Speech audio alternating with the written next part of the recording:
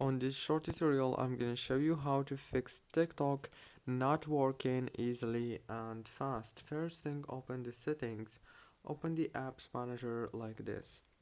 When you open the apps here on this page, you will find all the apps. Click on TikTok and then click on this force stop option.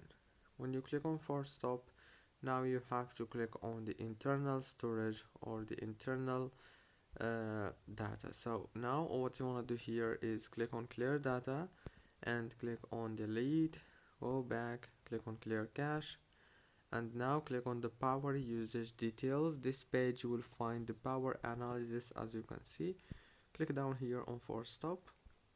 Now go back to the settings on your phone, go to the wireless and networks, and then go to the airplane mode right here, enable it and disable it.